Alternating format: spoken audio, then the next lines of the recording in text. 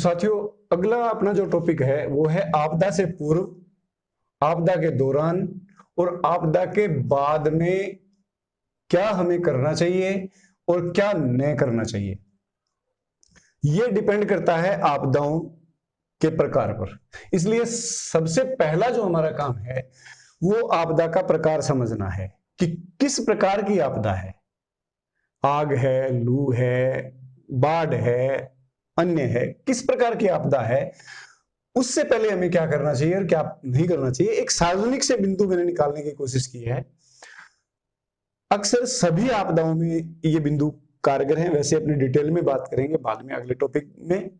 अभी मैं आपको बताऊं कि किसी भी प्रकार की आपदा में आपदा से पूर्व हमें क्या करना चाहिए और क्या नहीं करना चाहिए। देखिए, आपदा से पूर्व, आपदा की आशंका होने पर पूर्व तैयारी हमें कर लेनी चाहिए। आपदा की आशंका है, सूचनाएं मिल रही हैं कि आपदा आने वाली है, तो हमें उससे संबंधित जो पूर्व तैयारी कर सकते हैं वो हमें आवश्यक रूप से कर लेनी चाहिए। उसके बाद मेडिकल किट की व्यवस्था जरूर कर लेनी चाहिए। किसी भी प्रकार की आपदा है उससे संबंधित जो प्राथमिक दवाइयां हैं, प्राथमिक चीजें हैं, खपचियां हैं, पट्टियां हैं, दवाई है, आदि आदि की व्यवस्था हमें पहले से कर लेनी चाहिए। इसके अलावा आवश्यक वस्तुओं और उपकरणों, कौन सी आपदा में किस प्रकार के उपकरणों की हमें जरूरत पड़ सकती है, उन उपकरणों की हमें पहले से व्यवस्था कर लेनी चाहिए, जिससे हमें क्या है कि आपदा के समय निपटने में बहुत सहायता मिलेगी। सही सूचनाओं से अपने आप को अपडेशन कर लेना चाहिए, अपडेट रहना चाहिए। सूचनाएं हमारे पास जो है वो सही होनी चाहिए। गलत सूचनाओं पर हम बहुत जो है आपदा का हिस्सा खुद हो सकते हैं। और आवश्यक सावधानियां हमें क्या बरतनी है, क्या आवश्यक सावधानियां हैं उस समय आपदा से पूर्व, उनका हमें ध्यान रखना चाहिए। किसी भी प्रकार से क्या नहीं करना चाहिए, घबराना नहीं चाहिए किसी भी प्रकार से। कई बार लोगों को जैसी आपदा का पता चलता है, हाई तौबा पहले ही मचा देते हैं, जो है खुद समस्या का हिस्सा हो जाते हैं। तो आपदा से घबराना नहीं चाहिए, हड़बड़ाहट में किसी प्रकार का फैसला नहीं लेना चाहिए। कई बार हमने सुना होगा कि फला जो है बच्चा जो डूब रहा था, उसकी माँ या पिता को या बड़े भाई को या बहन जो साथ में था उसको तैरना नहीं आता था, उसने भी छलांग लगा दी, दोनों डूब गए। तो ये हड़बड़ाहट के फैसले हैं। हमें थोड़ा सा विवेक से वहां काम लेना चाहिए, हड़बड़ाहट में फैसला नहीं लेना चाहिए। और स्वयं किसी भी तरह से स्वयं जो है वो जोखिम का हिस्सा नहीं बनना चाहिए। हमें यदि काम नहीं करना आता तो हमें दूसरों को सूचित कर देना चाहिए। स्वयं करने की कोशिश कभी भी नहीं करनी चाहिए। यदि हम जानकार नहीं है चीजों के और फिर भी करने की कोशिश करते हैं तो हम उल्टा सहायता करने के बजाय स्वयं दुविधा में पड़ सकते हैं, स्वयं जो है आपदा का हिस्सा बन सकते हैं। इसलिए ऐसी चीजों से हमें बचना चाहिए। अभी आपदा के दौरान क्या करना चाहिए हमें, आपदा के अनुसार संचार माध्यमों से स्वयं को जोड़ लेना चाहिए। आपदा के अनुसार जो संचार माध्यमों से समाचार हमें मिलते हैं उनसे हमें जोड़ना चाहिए कि किस प्रकार से जो अब क्या क्या हो रहा है, क्या क्या करने की आवश्यकता है।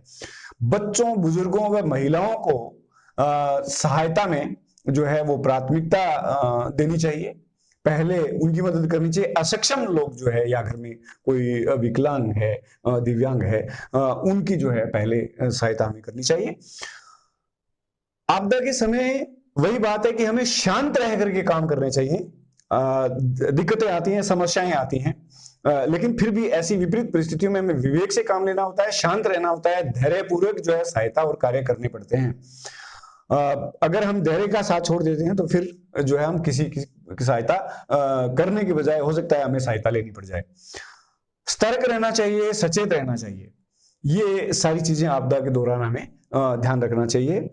क्या नहीं करना चाहिए, स्वयं, बच्चों व दूसरों को जोखिम वाले स्थानों के आसपास जाने से मना कर देना चाहिए। वहां नहीं जाना चाहिए और न ही बच्चों और दूसरों को जाने देना चाहिए।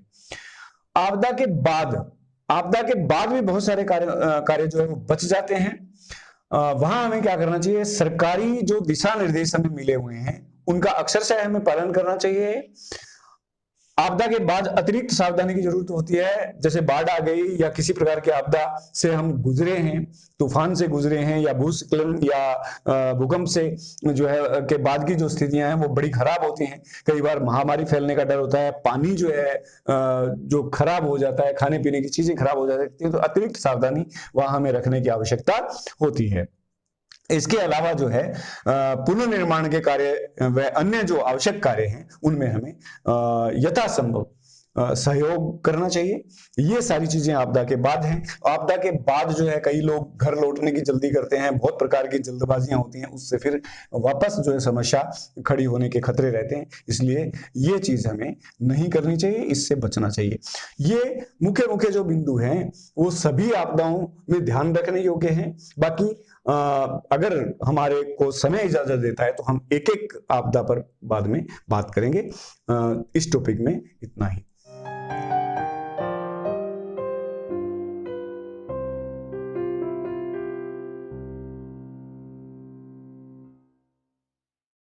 अब साथियों अगले पॉइंट में हम देखते हैं कि अक्सर हमारे इस एरिया में होने वाले कुछ डिजास्टर्स हैं, कुछ आपदाएं आती रही हैं या आ सकती हैं, उनके बारे में आपको कुछ दृश्य दिखाए जाएंगे।